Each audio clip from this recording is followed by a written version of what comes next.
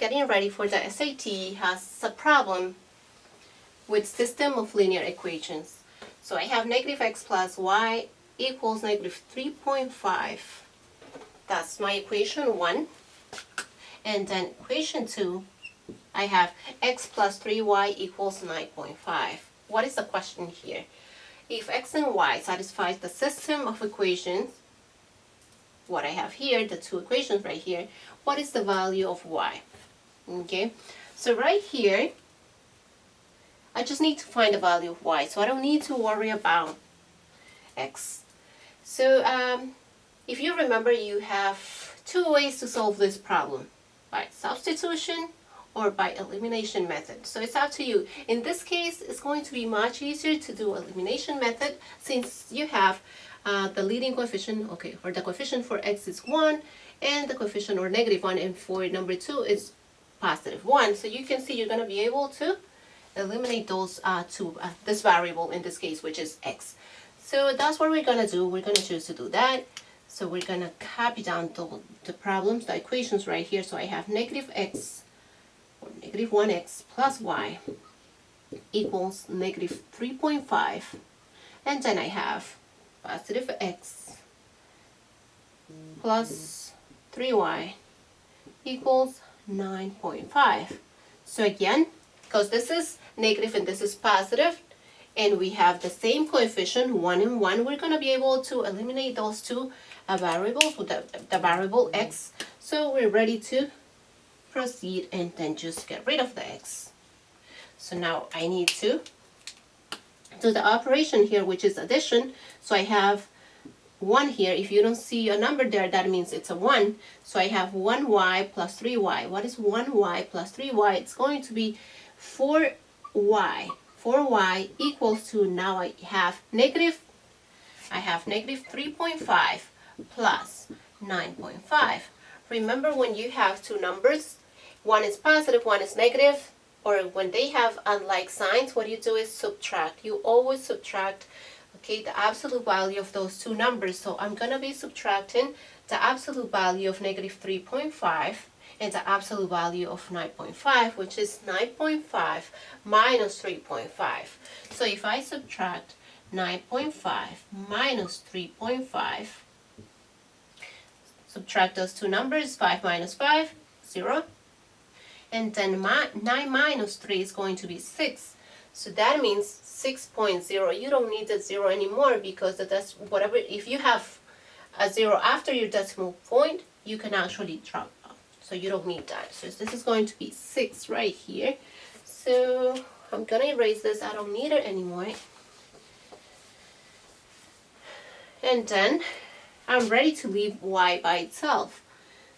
So how do I leave y by itself? By doing the opposite of what I have here. So now I have a multiplication. In order to leave y by itself, I need to do the opposite. The opposite of multiplication is going to be division. So I'm going to divide 4 in both sides. So 4 divided by 4 is 1. So now I have y by itself, and then I have 6 divided by 4. You can actually, okay, you have 6 divided by 4. You can leave the answer like this. It's going to be okay, but you can actually simplify as well. So you can simplify, okay, divide it by 2. The GCF of 6 and 4 is 2, so we're going to divide it by 2. 6 divided by 2 is going to be 3, and 4 divided by 2 is going to be 2 right here. So it's going to be 2 over 3.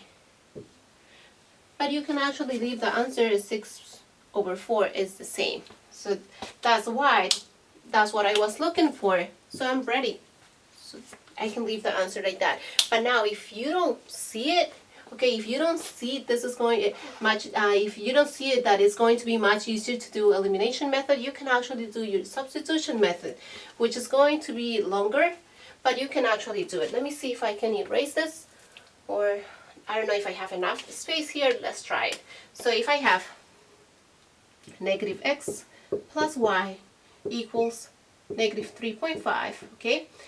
So now if I'm going to be using substitution, I need to leave either x or y by itself. I'm just going to decide to leave y, so I'm going to add plus x plus x right here.